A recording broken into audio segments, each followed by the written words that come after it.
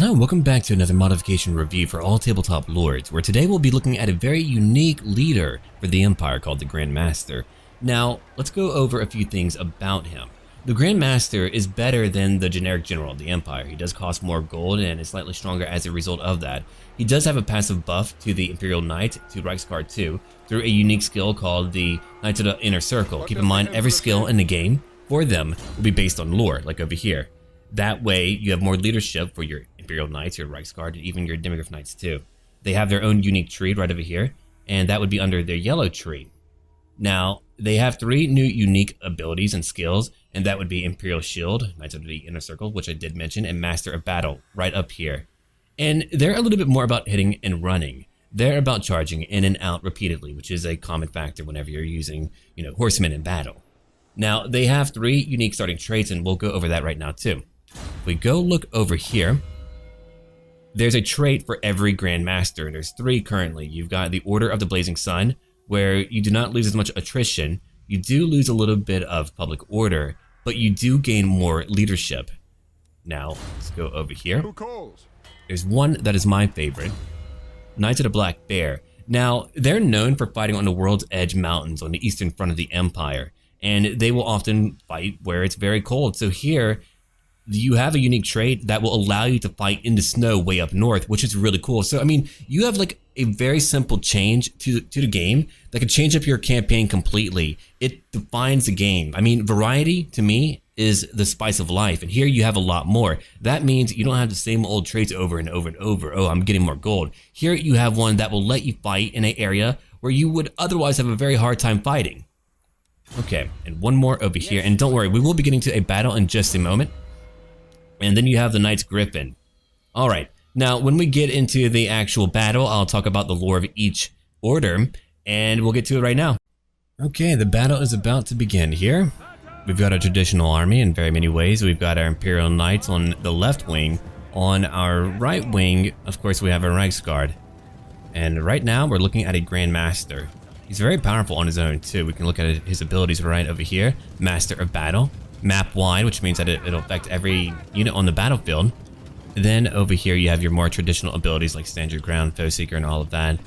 But he does have a lot to offer to your campaign for sure. He's very powerful. I really enjoyed the feel of him in the battle. Usually a mounted leader, I'm not a huge fan of. I feel like they do a little bit better on foot, but he was actually very impressive. But anyway, I told you that I was going to talk a little bit about the overall lore too. Now, the Knights of the Black Bear maintain a fortress on the borders of Averland and in Averheim too.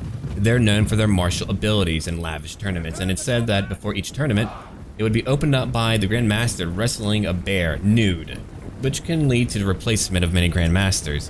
And here comes a great charge. We'll go watch it right now. There we go. It's happening. Now, the Knights Gripen were founded during the time period of Emperor Magnus the Pious, and he was one of the greatest emperors of the Empire by far. And they're one of the most drilled and well-trained military orders in the Empire. They were founded, as I said, by that emperor.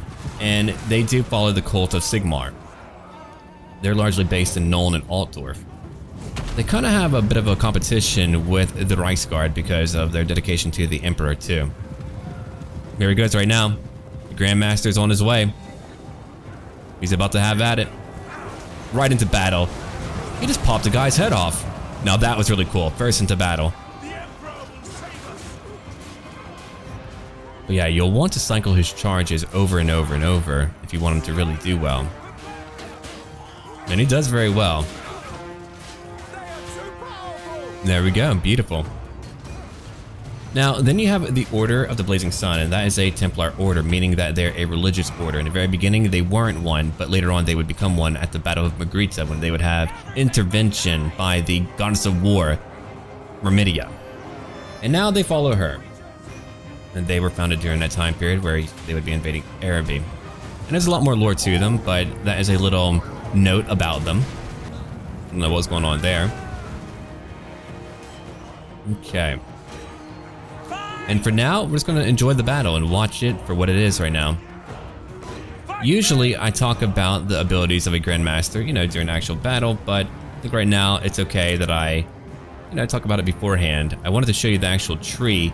Now, in the future, I'll probably use a mod to unlock all of the abilities in the very beginning, only to show you what it's all like. The Grand Master already has quite a few kills, and that's really good. He's charging with his men again, running down a few of the marauders who are running away. There he is, right over here. We're trying to watch him. But again, my favorite part about the Grand Master is really the various traits you can have in the campaign. I want to use that Grand Master of the Black Bears, not plural, Black Bear. Just because of my incapability to fight up north when I want to destroy every tribe. I can't really do that. I would have all my men die to attrition, but now that'll be doable. It'll be okay if I want to do that. Not to mention, he gives a benefit to knights too, and I find that to be very cool. Well, not just him, but every Grandmaster. But, as I did mention too, adding flavor to a game is really important, especially to Warhammer Fantasy. I mean, you can get like the general idea, but until you add in all the quirky little bits to it, it really won't be what Warhammer Fantasy is all about quite yet. Like, for Chaos, I don't believe they should be represented only by little spiky bits and things like that. There's a lot more to them. And again, I'll always point out how, like in the intro cinematic for Mark of Chaos, where you would have, to me, the perfect indication of what Chaos is meant to be, and a Warrior Priest too. That's a very effective charge. We're back again. Let's go find our Grand Master right now. He's gonna be around here. Ah, there you are. How many kills have you gotten so far? 44. And keep in mind, the more that you have him charge in and out, the more deadly he will be. But his capability to speed up every charge bonus and every speed bonus of every unit on the map is really powerful. That will definitely change up your charges big time, provided that you do use it. I need to work on my camera skills here, right? Alright, he's coming back in, helping out.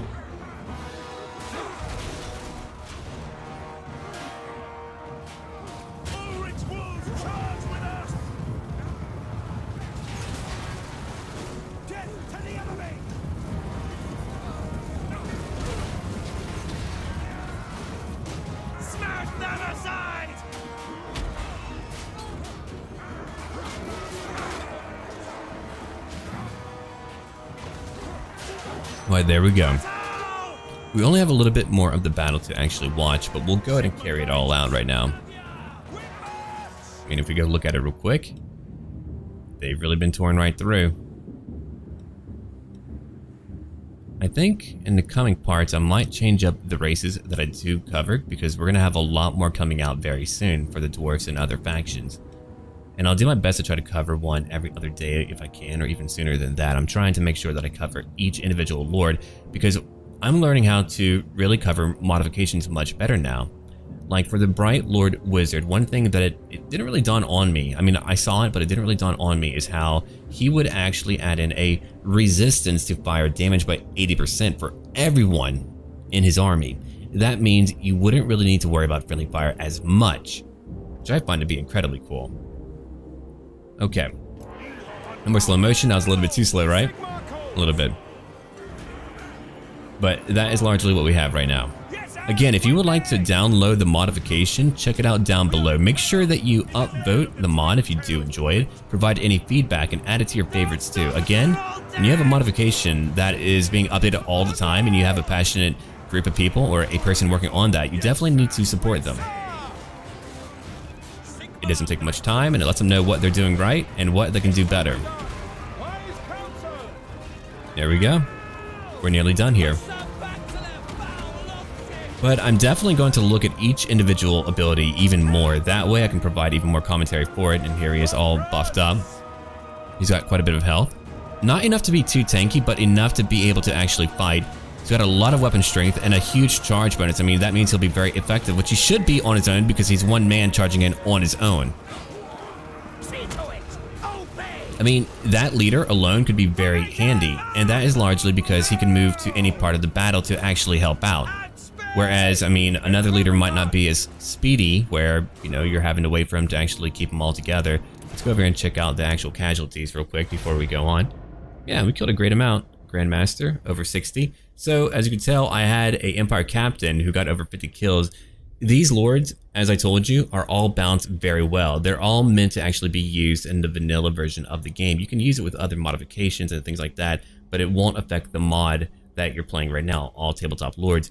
But then again, I'm done here. Thank you for watching. Remember to like, comment, and sub, and to check out the mod down below. And as always, until then.